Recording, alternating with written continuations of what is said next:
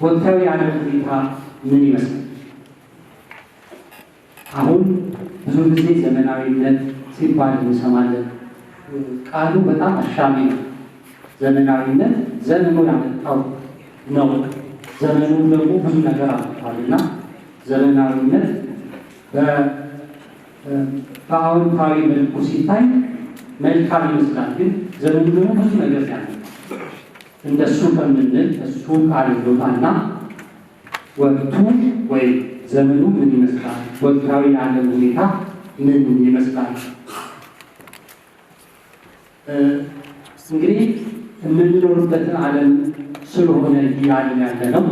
የዘመናዊ ኑሮ ዘይቤ ምን ይመስላል ብንል እንደምታውቁት ለተማሪዎች ስለ ኑሮ ውድነት መናገር ብቻ ይሆን? ኑሮ ውድነትን እናውቀው ይሆን ተማሪዎች? ለማንኛውም ትንሽ ቀደም ያለው ሰዎች ማነጻጸር እንችላለን። እኛ ከነበርንበት ትምህርት ቤት ሁኔታና የዛሬውን ማነጻጸር እንችላለን። የሆነ ሆኖ ዘመኑ እየሰለጠነ መጣ ቢባልም በሕዝቡ ዘንድ ግን ያለው የኑሮ ውድነት እጅግ እየገዘፈ መጥቷል። በማህበራችንም ይሄ ችግር ሆኖ ብዙ ጊዜ እናስተውላለን። ብዙ ሩጫ የበዛበት ነው። ብዙ ብክነት ያለበት ነው። ሰዎች ሁሉ ተናጋሪ ነን የሚሉበት፣ ለመናገር ብዙ ዕድል የተከፈተበት፣ ሰዎች ሁሉ መናገር የሚችሉበት ፕላትፎርም ላይ የእጆቻቸው ላይ ያላቸው በሁሉም እጅ ላይ ቅድም ከወንድሜ ጋር ስናወራ ነበረ። እኛ አሁን በጣም ረዥም ሊመስል ይችላል። ምናልባት እኔ ትምህርት ቤት የነበርኩበት ጊዜ ሳስብ 20 ዓመት የዛሬ 20 ዓመት ስለ ስልክ እያወራን ነበረና ስልክ እዛ የህዝብ ስልክ ግድግዳ ላይ ያለ ስልክ ነበረ። ሁላችንም ተማሪዎች የምንጠቀመው እና ወረፋ ነበር ተሰልፈን ነበረና በተለይ ወደ ክፍለ ሀገር ቤተሰብ ጋር ለመደወል አሁን በዚህ ጊዜ ውስጥ ልዩነቱ በጣም የሚገርም ነው። እዚህ ውስጥ አሁን ሞባይል ስልክ ነው ይገርም መስለኛለች እና እንዲህ ስልጣኔው በጣም ገዝቷል። ግን የዛኔ ያህል ደግሞ ብዙ ጣጣዎችንም ብዙ ቃውሎችንም አስገብቷል እና ይቺ እጃችን ላይ የሚይዛት ሞባይል ያው ብዙ ጥቅሟ ሰውን እንዳናለን እኛ እንድናገር ብዙ ነገሮችን ታቀብለናለች። ስለዚህ ሰዎች ከማንነት ይልቅ መናገርን የሚያበዙበት ጊዜ ሆኗል። ይሄ ስለ ራስ ብቻ የሚታስብበት በመሆኑ ግለኝነት፣ ይሄ ራስ ወዳድነት የሚባለው ነገር በጣም እየገዘፈ መጥቷል። ውጪ ይሆናል ይደረጋል የሚባለው እኛም ጋር እየመጣ እያየ ነው። ይሄ ማህበራዊ ህይወት በጣም እየላላ፣ ቤተሰባዊ ህይወት ራሱ እንደምታውቁት የላላ ሰው ራሱ ላይ ማተኮር ያበዛበት ጊዜ ሆኗል። በዚህም ራሱን ብቻ ስለሚያስብ ይሄ ምንድን ነው ስልስነት፣ በትንሹ ሴንሲቲቭ የመሆን ባህል በብዙ ሰዎች ዘንድ ይታያልና ይሄ ጊዜው ባመጣው ነገር ሰው አዳፕት ያደረገው ነገር ነው። ሰው ጊዜው ባመጣው ነገር ሰው አዳፕት እያደረገ ጊዜውን የመሰለ በመምጣቱ የምናያቸው ነገሮች ነው። ይሄ የሉላዊነት መስፋፋት ፍጥነቱ አሁን መስፋፋት ፍጥነቱ ዛሬ በእኛ ሀገር እንኳን ገጠርና ከተማ ብዙ ልዩነት እስከማይታይበት ድረስ ሁሉም ነገር እኩል የሚደርስበት ዜናው፣ መረጃው ሁሉም ላይ የሚደርስበት ጊዜ ሆኗልና ፍጥነቱ በጣም ይገርመኛል። እኛ እንኳን እኛና ልጆቻችንን እያነሳሰርን በጣም ሰፊ ልዩነትን ማየት እንችላለን ማለት ነው። በጣም የሚደነግጠው ደግሞ አሁን እናንተ ተማሪዎች እና እናንተ ያላችሁበትን ጊዜ በዚሁ ከቀጠለ እናንተና ልጆቻችሁ ደግሞ ምንድን ነው ሊሆን የሚችለው እየሳስብ ያስደንቀኛል ማለት ነው። እና እኛ የተማርንበት እንግዲህ እኛ ስል ብዙ ሩቅ አይደለም እንዳልኳችሁ 20 ዓመት ወደኋላ እሱንና የዛሬውን ሳነጻጽር በዚሁ አንጻር ደግሞ ከሄደ የዛሬውና የሚቀጥለው 20 ዓመት ስናነጻጽር ምንም ማቀድ ራሱ ከባድ ነው። ምንም ነገር ማሰብ ራሱ ከባድ ነው እና በጣም ከባድ ነው። በጣም ፈጣን ነው። የመረጃና የቴክኖሎጂ ፍሰት እድገቱ፣ ተደራሽነቱ፣ ሁሉንም አሳታፊ መሆኑ ቅድም እንዳልኳቸው ነው። ከእኛ በፊት ያሉት ደግሞ ትንሽ ቀደም ያሉት ስልክ እንኳን በሰፈር ውስጥ ምናልባት አንድ ምናምን ነበር የሚገኘውና በሰፈር ውስጥ ሆነውና ብርቅ ነበር።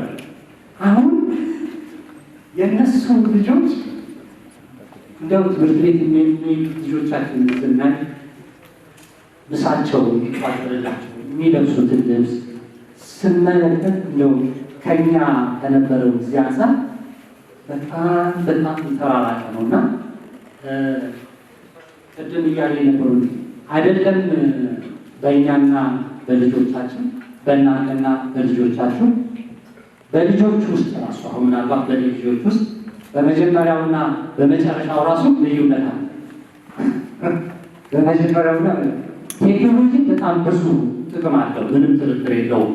ቴክኖሎጂ ያመጣው ገጸ በረከት በጣም ብዙ ነው።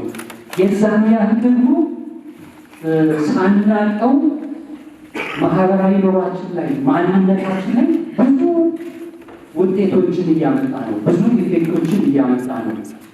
መረጃው በጣም ብዙ ነው። ማኔጅ ካልተደረገ ራሱ ይዞ ሊሰጥ ይችላል።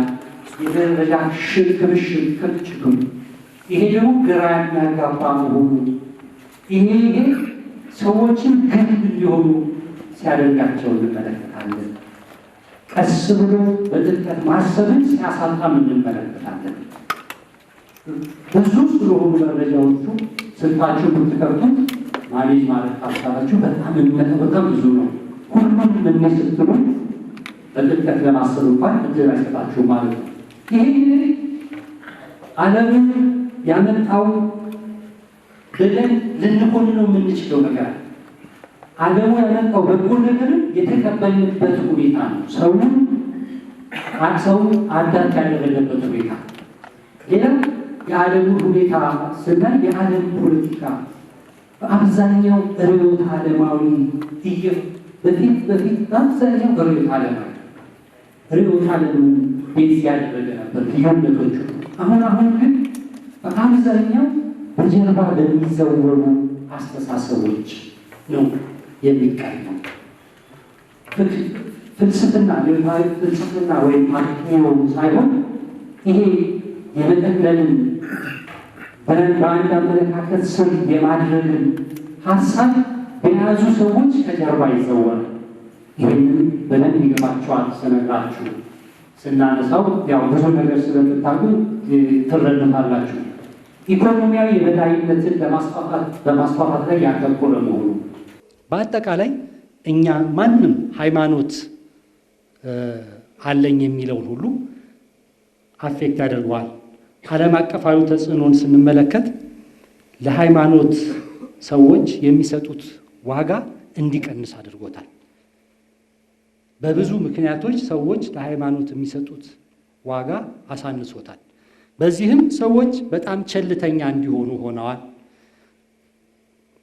በእኛ አካባቢ የሚታየው አብዛኛው ከአብያተ ክርስቲያናት መቅረት ወይም ደግሞ ከሃይማኖት አምልኮ ስፍራ መራቅ ሊሆን ይችላል። ይሄ በሌላው ዓለም ደግሞ ቶታሊ የሃይማኖት ተቋማት እስከ መዘጋት ድረስ ደርሰዋል ማለት ነው። አስታዋሽ እስኪያጡ ድረስ አድርሷል። ይሄ እንግዲህ ጊዜው አመጣ ብለን ጊዜውን የምንኮንን መሆን የለብንም። ግን ጊዜው ያመጣውን ነገር አጠቃቀማችን እንዲህ እንድንሆን አድርጎናል ማለት ነው። ስንፍናን ቅድም ቨርቹዋል እየተባለ ብዙ ሲነገር ነበረ። አይ ዶንት ኖ እንደው በእኛ የመማር ማስተማር እንግዲህ የእኛ ቤተ ክርስቲያን የመማር ማስተማርን ስርዓት ስንመለከት ብዙ የተለየ ነገር አለው። የራሱ ብዙ ጸጋዎች አሉት። ቨርቹዋሊ ያንን ማካሄድ በትክክል ሁሉንም ነገር አስጠብቆ ማስኬድ ይቻላል ወይ የሚለው መጠየቅ አለበት ብዬ አስባለሁኝ። አሁን ይሄ አስተማሪ ቆሞ የሚያስተምርበት ፕላትፎርም ሰዎች ወይም ልጆች ቁጭ ብለው የሚማሩበት ፕላትፎርም እየቀረ እንደሚመጣ ምንም ጥርጥር የለውም። ይህ በዓለሙ ሊሰራ ይችላል። በቤተ ክርስቲያንም ግን ይሄ ሊሰራ ይችላል ወይ? በቤተ ክርስቲያን ትምህርት አሰጣጥ ስርዓት ውስጥም ይህ ሊሰራ ይችላል ወይ? ይሄ በጣም መታየት አለበት። ያ የምንፈልገውን ውጤት በትክክል ያመጣል ወይ የሚለው መታየት አለበት። የሆነ ሆኖ ግን ይሄ የመጣው በነገራችን ላይ በማኔጅመንት ትምህርት ውስጥ ይሄ ኦርጋናይዜሽናል ካልቸር የሚባል አለ፣ ተቋማዊ ባህል የሚባል አለ። ይሄ ቨርቹዋል በተለይ አሁን ከኮቪድ ወዲህ ቨርቹዋሊ ብዙ ስራዎች እየተሰሩ ነው። ሰዎች ቨርቹዋሊ ነው የሚሰሩት። የቢሮ አስፈላጊነት እየጠፋ ይህ ደግሞ የተቋማትን ኢንቴግሪቲ እያጠፋ መጥቷል። ካልቸርን እያጠፋ መጥቷል። ሰዎች ቨርቹዋሊ ነገሮችን ይሰራሉ፣ ቨርቹዋሊ ዲሊቨሪ ያደርጋሉ። ዜን ኢንተራክሽን የለም። ሰዎች የቱ ጋር ቁጭ ብለው በምን አስተሳሰብ ምን እያደረጉ ያን ስራ እንደሚሰሩት አናውቅም። ለምሳሌ ቢሮ ውስጥ ሲቀመጡ ብዙ ነገር አብሮ አለ። የእነሱ ፕሬዘንስ የሚያመጣው ብዙ ነገር አለ። ፕሬዘንሳቸው በጠፋ ጊዜ እቤቱ ሆኖ ለሌላ ድርጅትም እየሰራ ለዚህኛውም ድርጅት ሊሰራ ይችላል። ይሄ ችግር ላይኖረው ይችላል። ግን በዛው ልክ ኢንቴግሪቲን እያጠፋ መጥቷልና ይህ ሰዎችን ስንፍና እንዲጫጫናቸው አሁን መጥፎ ነው እያለን አይደለም። እንግዲህ ያው ትረዳላችሁ፣ መጥፎ ነው ያስለመደው ነገር ግን ክርስትናም ላይ እንደዚሁ አብሮ ተጽዕኖን አሳድሯል ለማለት ነው። የአስተሳሰብ ዘይቤን ማሳጣቱ ይሄ ግለኝነት ለኔ ማለት ይሄ ለፕሮቴስታንት አስተሳሰብ የተመቻቸ ቁሳዊነት የበላይ አስተሳሰብ እንዲሆን አድርጓል። ሰዎች ቁሳዊ ወይም አመለካከታቸው ቁሳዊ እንዲሆን አድርጓቸዋል።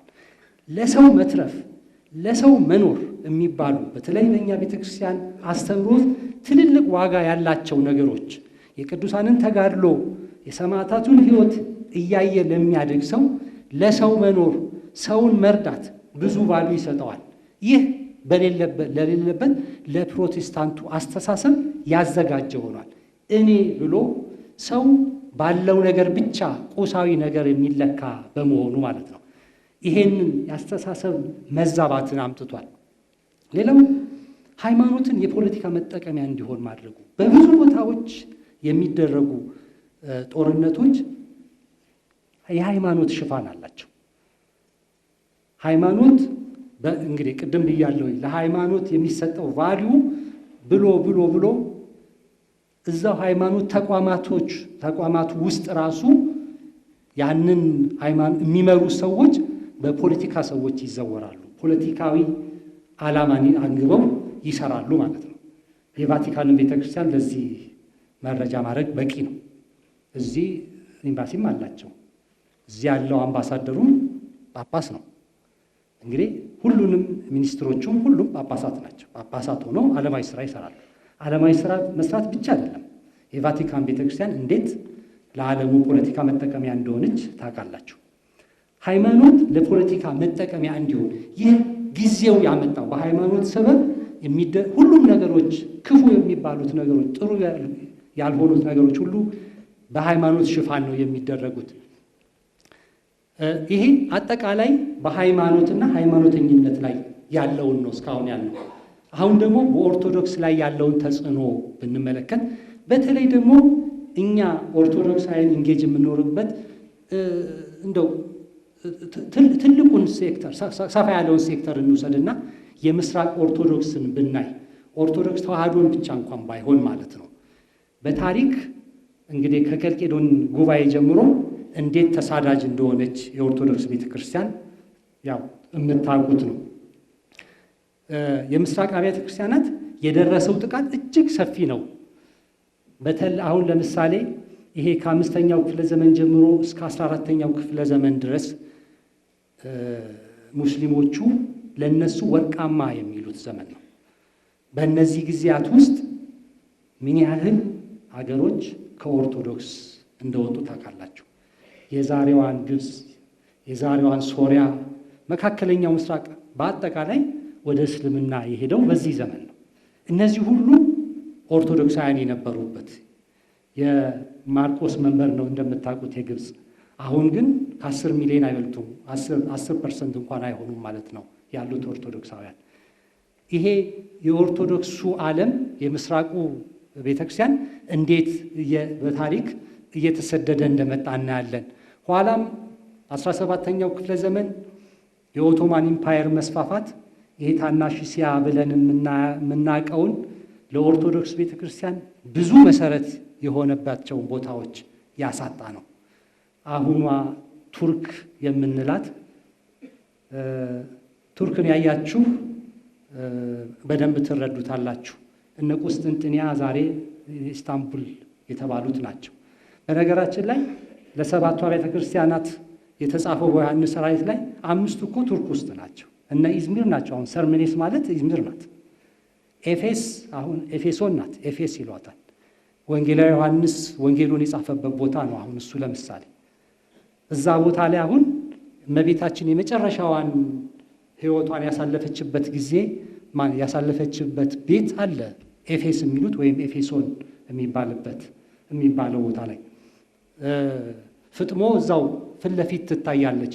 ይሄ ሁሉ ታሪክ የጠፋው በኦቶማን ኢምፓየር ነው። በታሪክ እነዛ ቦታዎች ዮሐንስ አፈወርቅን መቼም ታሪኩን ሕይወቱን አንብባችኋል፣ ብዙ አይታችኋል። እዛ ስትደርሱ ኤፌስን ስታዩት እንባችሁን መቆጣጠር አትችሉም። እና የኦርቶዶክስ ቤተክርስቲያን ይሄ የምስራቁ አብያተ ክርስቲያናት እንዴት በታሪክ እየተገፉ እንደመጡ እናያለን። ይሄ ልብን የሚሰብር ነው። በተለይ የእነ ዮሐንስ አፈወርቅ መንበር የቁስጥንጥንያ መንበር አሁን እንደዚህ መሆኑ ማለት ነው። ሌላው የዘመኑ ልቅነት ላይ የተመሰረተው የምዕራባዊነት አስተሳሰብ በተነጻጻሪነት ከኦርቶዶክሳዊ አስተምሮ ወይም አመለካከትና ባህል ጋር የተቃረነ ነው። ይሄ የፕሮቴስታንቱ ዓለም አመለካከቱ ግለኝነት ላይ የተመረኮዘ ነው።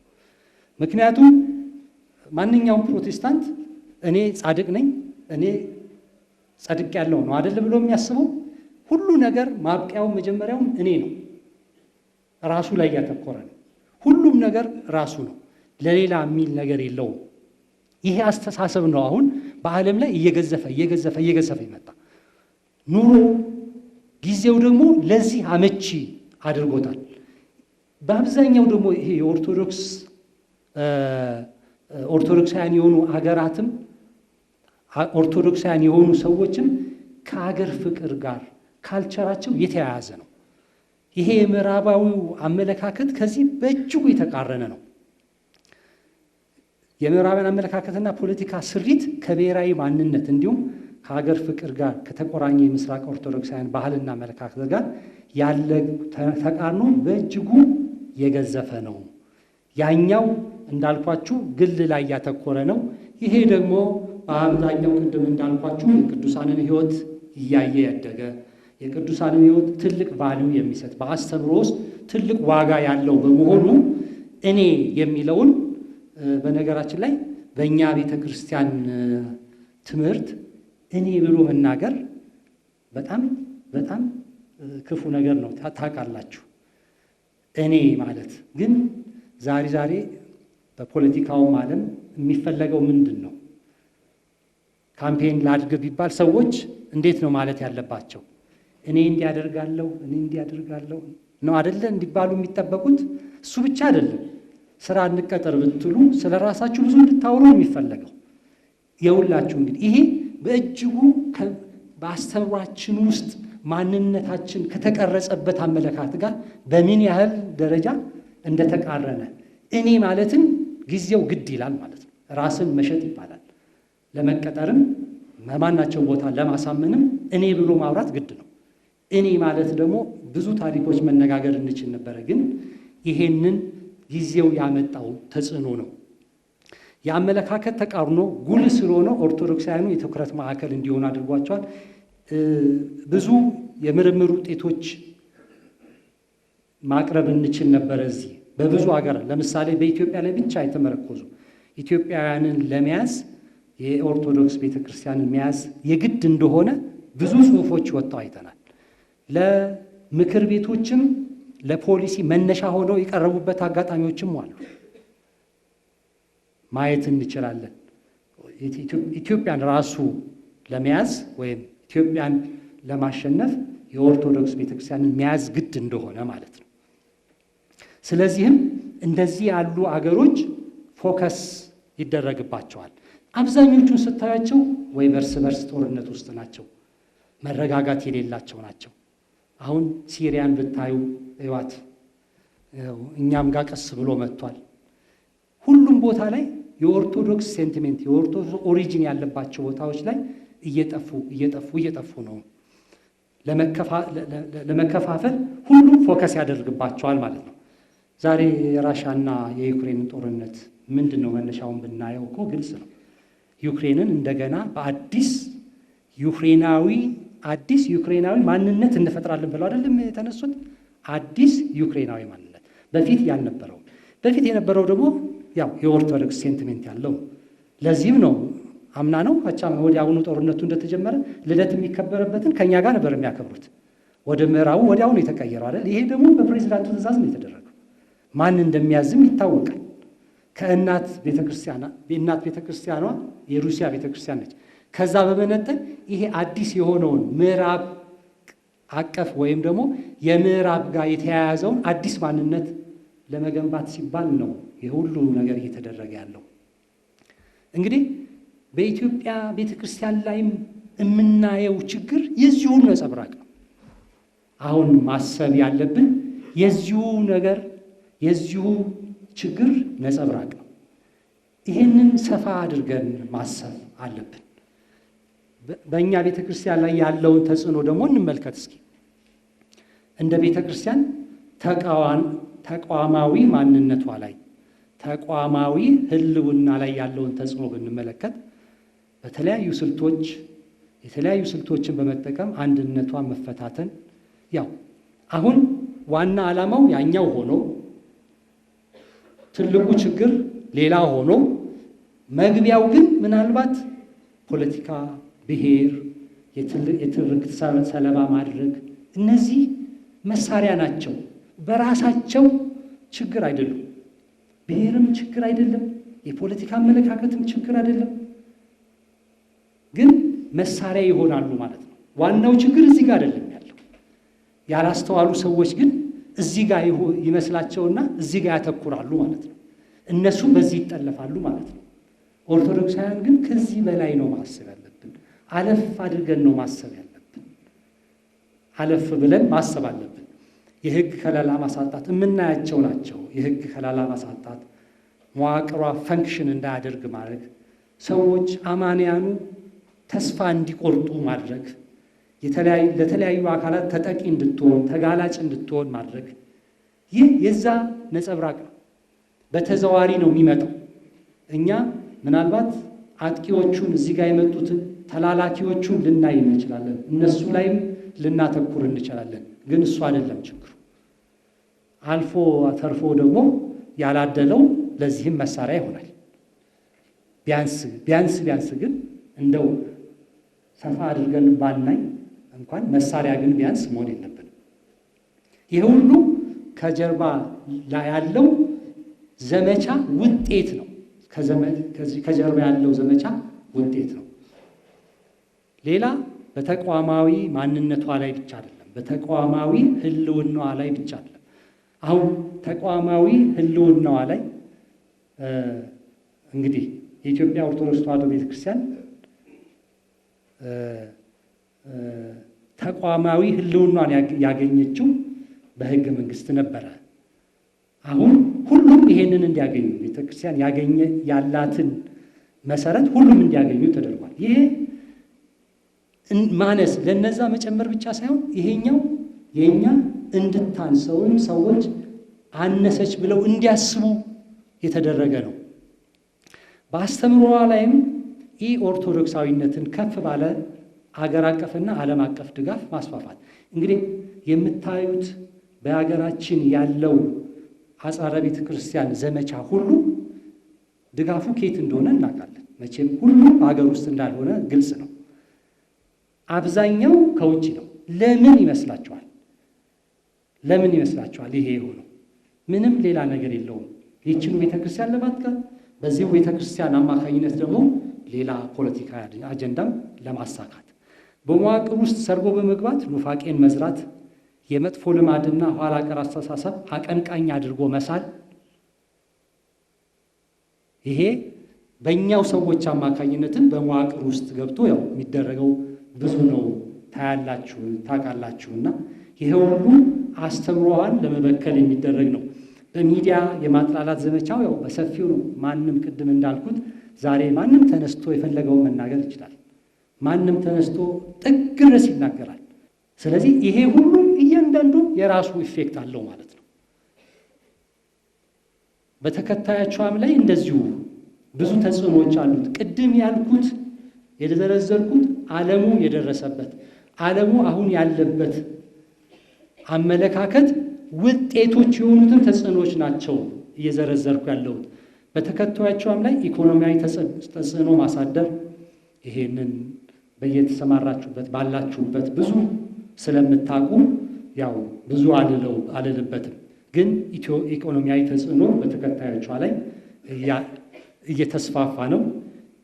ኦርቶዶክሳውያን ራሳቸው ደግሞ የባይተዋርነት ስሜትም እየተሰማቸው ይታያል። በራሳቸው ጊዜ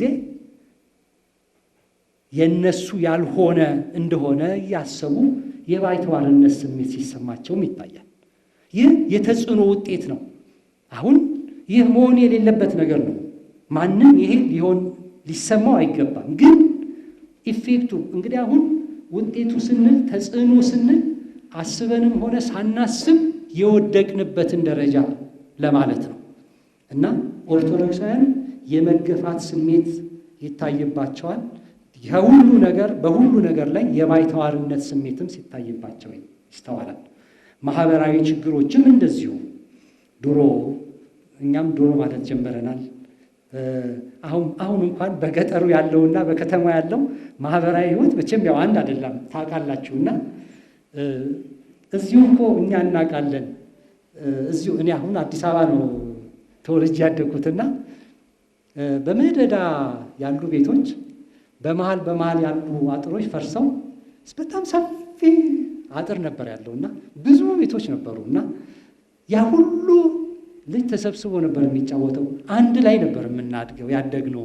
አሁን ግን ሁሉም በየቤቱ ተከርችሞ እንኳን ቤቱ መስሪያ ቤት እንኳን ምንም ኢንተራክሽን የለምና በግል ቢሮ ተከርችሞ ነው ያለውና ይሄ ማህበራዊ ቀውስ እንዳመጣ ያሰጋል። ማህበራዊ ችግሮችንም አስከትሏል። የዛ ነጸብራቅ የዛ ውጤት ነው ማለት ነው። ማህበረ ቅዱሳንስ ላይ በቤተ ክርስቲያኑ ያለው ተጽዕኖ ወይም ቤተ ክርስቲያኒቷ ላይ ያለው ተጽዕኖ ማህበረ ቅዱሳንም ላይ መሆኑ አይቀርም። ግን እንደ ስሪቱ እንደ ጠባዩ ግን ማህበረ ቅዱሳን ላይ ያለውንም ተጽዕኖ ማየት እንችላለን። ለቤተ ክርስቲያኒቱ ትልቅ ኃይል እንደሆነ በማሰብ እንዳይኖር የሚፈልጉ ብዙዎች ናቸው። እንዳይኖር ተቋማዊ ህልውና እንዳይንቀሳቀስ የሚፈልጉ ብዙ ናቸው። እኛ በዚች በአጭር ጊዜ ውስጥ እንኳን ብዙ ነገር አይተናል።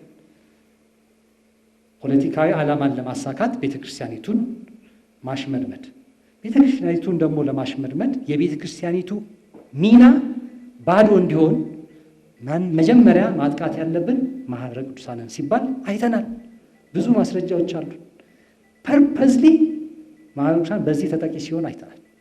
ምክንያቱም በቤተክርስቲያኒቱ ውስጥ ትልቅ ቦታ አለው ስለሚባል ማለት ነው። ቤተክርስቲያኒቱ ያላትን ሮል ካላሳጣን፣ በህዝቡ ውስጥ ያላትን ሮል ካላሳጣን ፖለቲካዊ ዓላማችንን ማሳካት አንችልም የሚሉ ሰዎች አሉ። ስለዚህ ቤተክርስቲያኒቱ ደግሞ አሁን ባለችበት ሁኔታ ብዙ አታስቸግረንም ይላሉ። ከዛ ይልቅ በጣም ሊያስቸግረን የሚችለው ማነው? ማህበረ ቅዱሳን ነው።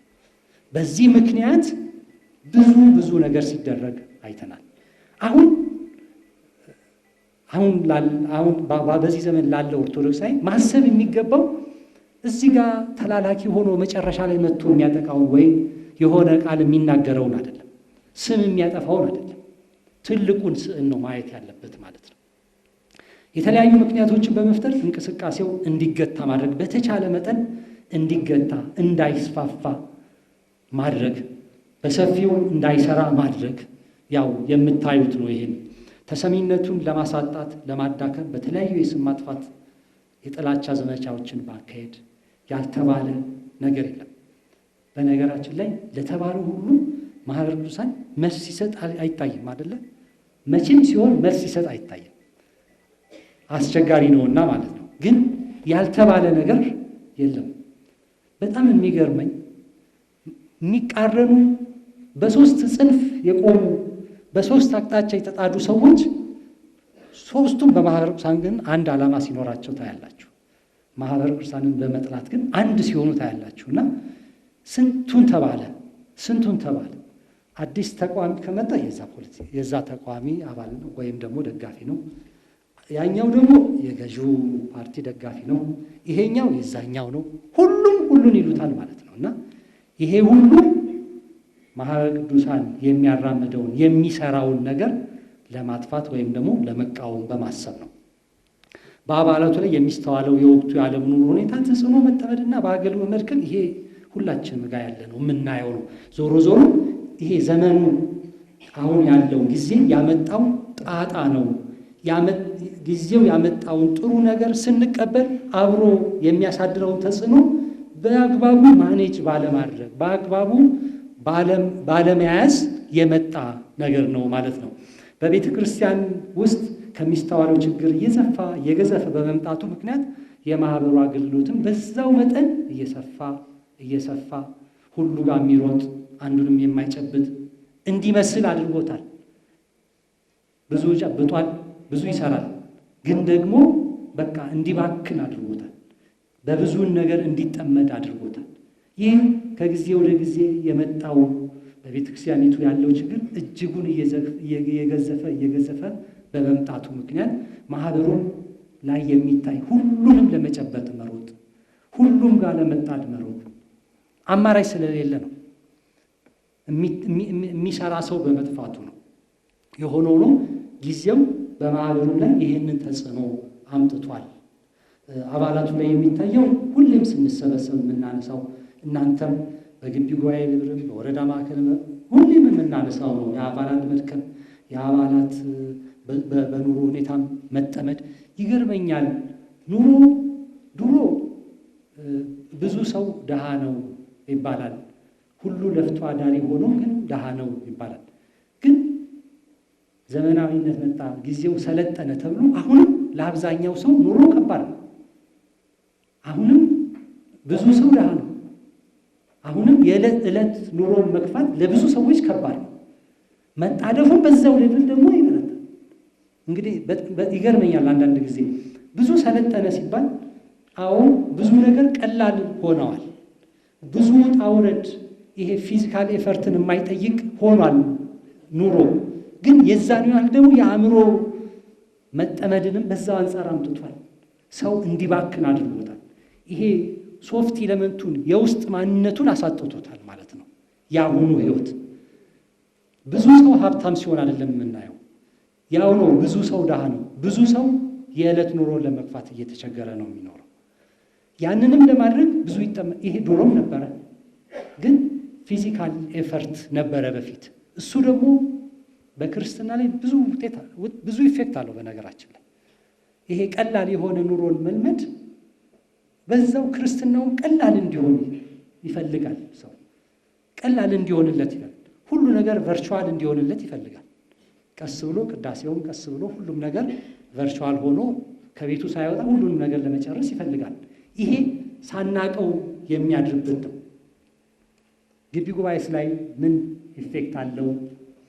ያው የአገልግሎት አሰጣጡ የማህበረ ቅዱሳን ቅድም እንዳልኩት እየተዳከመ በመምጣቱ በተለይም ቅድም ሲባል ነበር የመማር ማስተማሩ ሂደት አደረጃጀቱ ጊዜውን ያልጠበቀና ውጤታማ አለመሆኑ ማህበረ ቅዱሳን ብዙ ሊሰራበት ከሚገባቸው ነገሮች የተቋቋመበትን ዋናው ዓላማ ግቢ ጉባኤ ሆኖ በጣም በሚያሳዝን መልኩ ግን ትልቁን አሴቱን ትልቁን ክንዱን እየሰራበት አይደለም። እንግዲህ ጄኔሬሽን መፍጠር የነገውን ዓለም እቀይራለሁ ከተባለ እኮ በእጃችን ላይ ያለ ግቢ ጉባኤ ያለ የሚማር ሰው የተሰበሰበበት እሱን ጥለን ነው ብዙ ቦታ የምንባክል። ግን ደግሞ ምንም ማድረግ ባለመቻሉ ከባድ በመሆኑ ችግር በመሆኑ ነው። ቅድም እንዳልኩት ማህበሩ ብክን ስላለ ብዙ ቦታ እየተጣደ ስለሆነ ይሄ ኢፌክት እዚህም ጋር ደርሷል ማለት ነው። ይሄ እኮ ወርቃማ ዕድል ነው። የሚማር ሰው በዩኒቨርሲቲ ሌቭል በከፍተኛ ትምህርት ሌቭል የሚማር ወጣቶች የተሰበሰቡበት እንካ ተብሎ የነገዋን ኢትዮጵያ የነገዋን ዓለም መፍጠር የሚችልበት እድል ኖሮት ይሄንን ግን በአግባቡ አለመጠቀም ማለት ያው የችግሩን ግዝፈት እንድታዩት ነው። ተማሪዎች በዓለሙ አስተሳሰብ በመጠመድ ለሃይማኖት የሚሰጠው ዋጋ አነስተኛ በመሆኑ አትኩሮትን ማጣት ቅድም እንዳልኩት ነው። የዛሬ 10 ዓመትና ዛሬ እንኳን ያለው ልዩነት በጣም ሰፊ ነው። ወጣቱ ወይም ተማሪው አትኩሮቱ በመባከኑ አትኩሮቱ በመዛባቱ ቅድም እንዳልኩት ለሃይማኖት የሚሰጠው ዋጋ አነስተኛ በመሆኑ ወይም ደግሞ ወደ ቤተክርስቲያን መምጣት በተለያየ ምክንያት ባለመቻሉ እየቀነሰ የመጣውን ባለበት አድሬስ ለማድረግ የሚቀረውም እንዳይቀር ለማድረግ እንዲመጣ ለማድረግ መሰራት አለበት ማለት ነው። የሆነ ሆኖ ይሄንን የሚያስችል ስርዓት አለመኖሩ አንዱ ቅድም ያልኩት ተጽዕኖ ውጤት ነው ማለት ነው። ሌላው በአገሪቱ ያለው የፖለቲካ ቅኝት በተማሪዎች ላይ የሚያሳድረው ተጽዕኖ ቀላል አይደለም። በዚህ ውስጥ የሚያድገው ምን ጥሩ ቢሆን ምን ሃይማኖተኛ ቢሆን ተጽዕኖ ቀላል አይሆንም። ተጽዕኖ ትንሽ አይደለም። ይሄም ሌላ ጊዜው ያመጣው ውጤት ነው። በዚህ ዘመን የመጣው ችግር ውጤት ወይም ነጸብራቅ ነው። የጸጥታና የሰላም እጦት ይሄ ፊዚካል ነው፣ የምናየው ነገር ነው። በተለያዩ ቦታዎች እንደ ልብ የተመማር ማስተማሩን ስርዓት ለመዘርጋት ለማካሄድ አስቸጋሪ ሁኔታ ፈጥሯል። ስለዚህ ክርስትና በዚህ ዘመን ምን ይመስላል ወይም ምን መሆን አለበት ብለን መጠየቅ ይኖርብናል። ዘመኑ ስንል በዚህ ዘመን ስንል ዘመኑ ማለታችን ምን ማለት ነው? እንደው ኔጌቲቭ አድርጋችሁ እንዳታስቡት፣ ከዘመኑ ጋር በተቃርኖ እንዳትቆሙ። ዘመኑ ያመጣቸው ብዙ ነገሮች በጥሩ ከተጠቀምንበት ጥሩዎች ናቸው። ለጥሩ ስንጠቀምበት ግን አውቀንም ሆነ ሳናቅ የሚያሳድሩትን ተጽዕኖዎች ውጤቶቹን ነው እያነሳን ያለ ነው። እንደ ክርስትና ትምህርት እንግዲህ የመጨረሻው ዘመን ይሆናል ተብሎ ነው የሚታሰበው። ትንቢቶቹ በብዛት የተፈጸሙበት አንዳንድ ሊቃውንት በቁጥር ጠቅሰው ይናገራሉ። ከ2/3 በላይ በመጽሐፍ ቅዱስ ውስጥ የተነገሩ ትንቢቶች ተፈጽመዋል ይላሉ። ምናልባትም ቀሪዎቹ 1/3 ያሉትም በምጽአት ዘመን በራሱ ጊዜ በምጽአት ጊዜ የሚፈጸሙ ናቸው ተብሎ ይታሰባል። ስለዚህም ትንቢቶቹ ተፈጽመዋል፣ የመጨረሻውም ዘመን ነው ተብሎ ይታሰባል። ይህ ዘመኑ ስንል ያመጣውን ጥሩ ነገር እያሰብን ደግሞ ክፉ ዘመንም መሆኑንም ማሰብ አለብን ማለት ነው። ይሄ የምቾት ህይወት የቅንጡነት ህይወት የበዛበትም ዘመን ነው።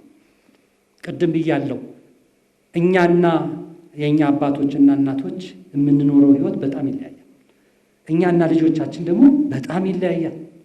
አላቅም የኛ ልጆችና ደግሞ ልጆቻቸው የሚኖሩ ምን አይነት ልዩነት ሊኖረው እንደሚችል ሳስብ በጣም ይሄ የምቾት ህይወት ብሎ የት እንደሚደርስ የቅንጡነት ህይወት ብሎ የት ጥግ እንደሚሄድ ስናስበው ለክርስትና ይሄ ጸር ነው ባልን እንኳን አስቸጋሪ ሁኔታን ይፈጥራል። የሰዎችን ስነ ልቦና ይሰልባልና ማለት ነው። ራስን ከመጠበቅ አንጻር ዘመኑ እንዴት መዋጀት እንዳለብን ማሰብ አለብን። ራስን ከማጽናት አንጻር፣ ለሌሎች ከመትረፍ አንጻር እንግዲህ ክርስትና ምንም ይሁን ምን ይሄ ዘመኑ ያሳጣንን ነገር እኛ በዚህ ዘመን አስፍተን እናያለን ብለን የምንል ሰዎች ለሌሎች መትረፍን በህይወታችን ገንዘብ ልናደርግ ይገባል። ለሌሎች ፋና ወጊ መሆንን፣ ችግር ፈቺ መሆንን መትረፍ አለብን፣ መያዝ አለብን። ለሌሎች የሚሆን ህይወት ከሌለን ለእኔ ብቻ የምንኖር ከሆነ ስንሮጥ ኑሮን ለማሳካት አንድ ነገር ሲሟላ ሌላውን ለመጨመር እሱ ሲሟላ ሌላውን ለመጨመር እንዲሁ ስንል ሕይወታችን የሚያልቅ ከሆነ የመኖር ጀስቲፊኬሽናችንን እናጠዋለን። ወደዚህ ዓለም የመጣንበት ምክንያት ምንድን ነው? ኖሬ ለራሴ በልቼ ጠጥቼ ተመችቶኝ ተምሬ የፈለግኩትን አድርጌ ግን በቃ መሄድ አለቀ። ይኸው ነው የመኖር ጀስቲፊኬሽናችን። መተን የምንሄድበት ዓላማ ይኸው ነው። ጀስቲፋይ የምናደርገው ይኸው ነው። ዘመኑ ይሄንን ነው የሚያመጣው። የዚህ ዘመን ክርስትና ይሄንን ገንዘብ ማለት ይሄንን ማሰብ ይጠይቃል ማለት ነው። ጊዜው የሚፈልገው ሰማዕትነትም ይሄ ነው። ለሰው መኖር፣ ለሰው መትረፍ፣ ችግር ፈቺ መሆን፣ ራስን ማዳን፣ ራስን ማጽናት። የግቢ ጉባኤ ተማሪነት እንግዲህ ይሄ በኋላ ላይ በሰፊው ይነሳል። እድሉ ተግዳሮቱና የሚጠበቅብን ብዙ ነው። አለፍ ብዬ ዋና ዋናውን ነገር ብቻ አነሳለሁኝ። ሊባክን የማይገባ የህይወት መልካም እድል ነው የግቢ ጉባኤ ተማሪነት። በፍጹም ሊባክን የማይገባ በህይወት ውስጥ ትልቅ ነገር የምንይዝበት ነው ግቢ ጉባኤ። እንደፈለግን የምንጠይቅበት ተማሪነት እንዴት ጥሩ ነው አለ አንድ ጊዜ አንድ መምህር። ተማሪ እንደልባችሁ ትጠይቃላችሁ፣ ካፌም ምን ሲል ትጠይቃላችሁ፣ ትምህርት አስተማሪዎችንም ትጠይቃል። አስተማሪ አያውቅም ብለን ስለምናስብ ማለት ነው፣ ሁሉን ያውቃል ብለን ስለምናስብ አንድ ጊዜ አንድ ትልቅ አባት አንድ ጥያቄ ጠየቅኩኝና ይህንንስ አላውቀውም አሉኝ። እንዴ እኔ ራሴ ድንግጥ አልኩ። አላውቀውም ይቻላል እንዴ? ለካ አስተማሪ ሆኖ በእኛ ቤተ ክርስቲያን መምህሩ ከተማሪው 80% ያህል ተሽሎ መገኘት አለበት ይባላል። የሆነ ሆኖ ግን ተማሪነት ሁሉንም ጠያቂነት ነው፣ እንደ ልብ መኖር ነው። ስለዚህ መልካም አጋጣሚ ነው። ብዙ በመጠየቅ ብዙ በመማር ብዙ መዘጋጀት ራሳችን የምናበቃበት። ያው ፈተናውና ተጋላጭነቱን ታውቁታላችሁ ሁሌ የሚባል ስለሆነ የሚጠበቁብን ብዙ ስራዎች ናቸው።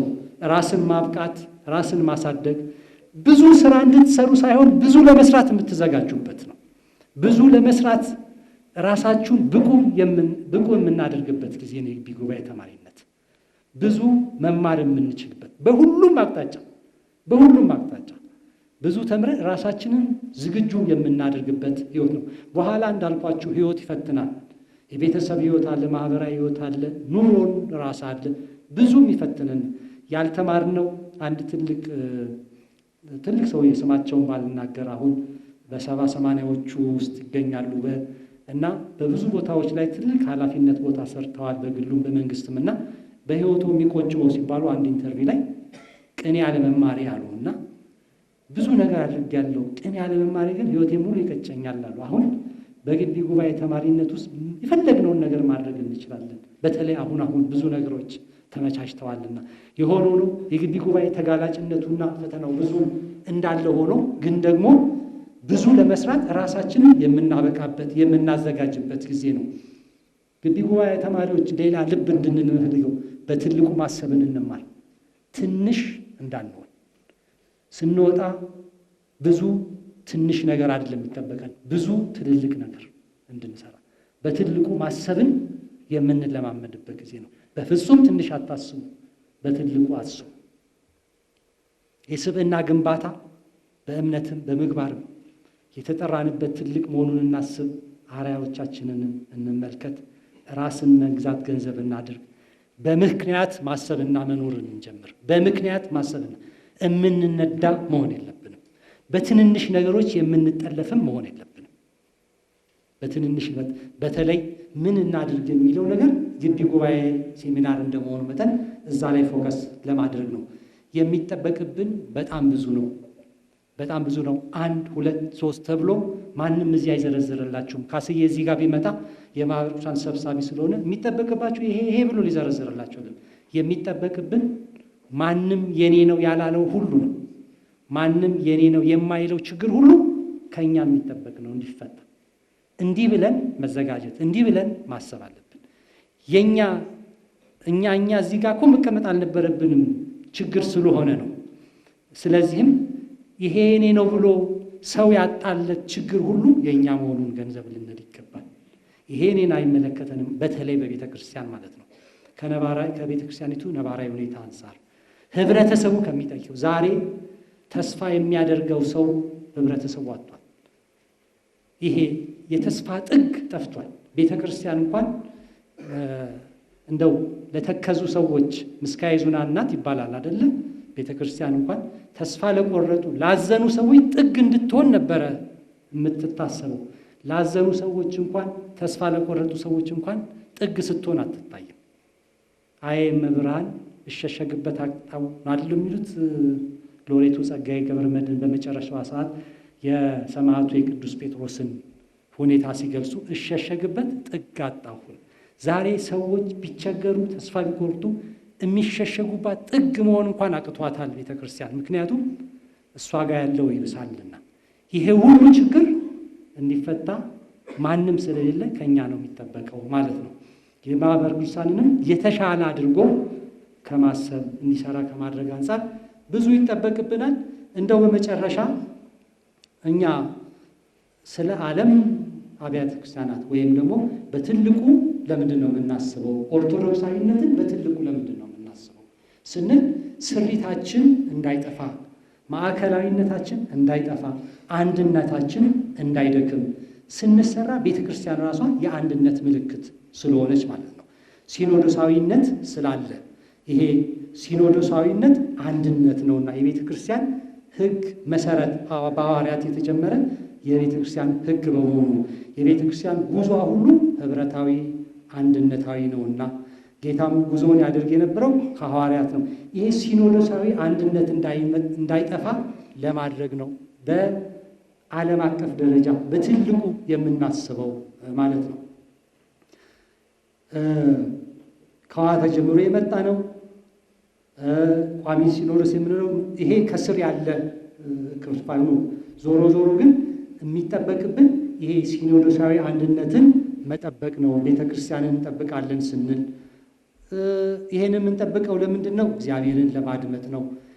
አንድነት ስላለ በዛ ውስጥ ማለት ነው። ወይም በዛ በኩል ስለሚመጣ የእግዚአብሔርን ፈቃድ ድርሻችን ምን ድረስ ነው? ኦርቶዶክሳዊ ቀኖናን ተከትለን ቤተ ክርስቲያናችንን መጠበቅና ማስጠበቅ፣ የቤተ ክርስቲያናችን ሁሉ ያሉ መሰረታዊ ችግሮች እንዲፈቱ አስፈላጊውን ሁሉ አድርጎ ቀኖናዊነታችንና ሐዋርያዊነታችንን ማጽናት ነው።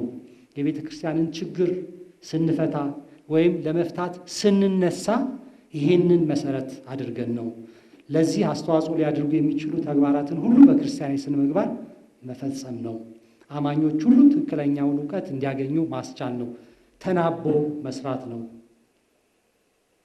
ስለዚህም በመጨረሻ ማንም የማይንቀው ታማኝነታችንን ታናሽነታችንን ማሳየት አለብን። ይሄን መጠበቅ ማስጠበቅ አለብን። እንደ ማኅበረ ቅዱሳን አካልነታችን እንደ ማኅበረ ቅዱሳን አባልነታችን ማንም የማይንቀው ታናሽነታችንን ማሳየት አለብን። ይሄንን እዘዝና አስተምር፣ በንጽህናም በፍቅርም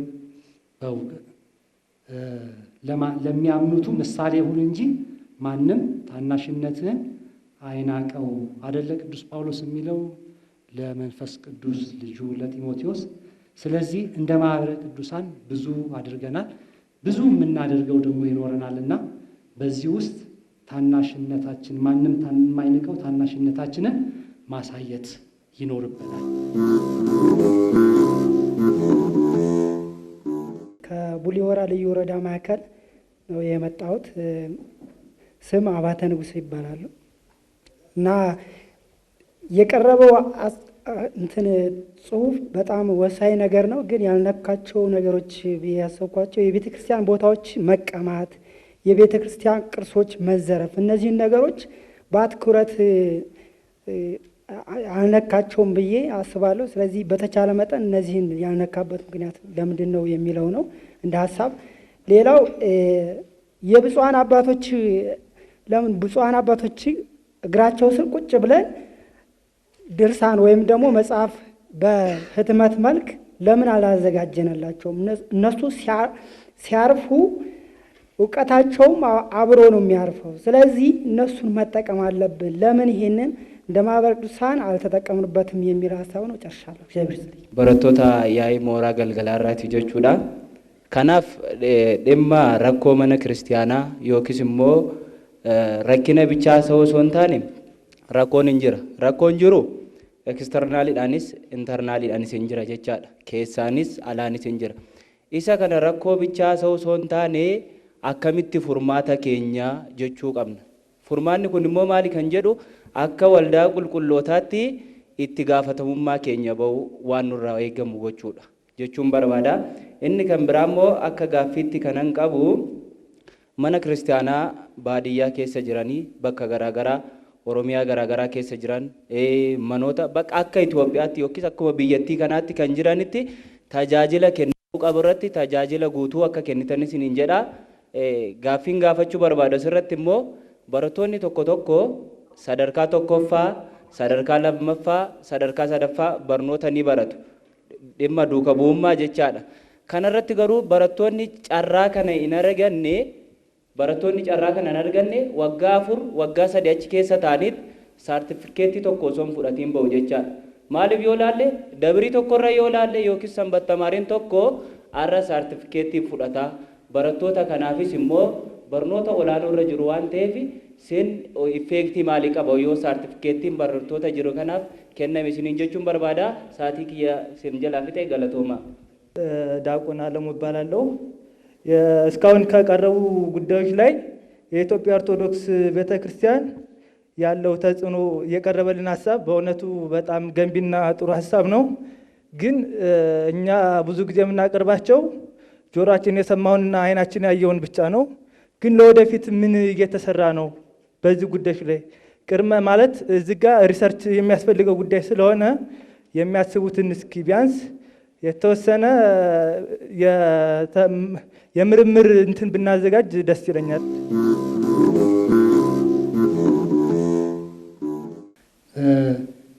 ይሄ ጽሁፍ በጣም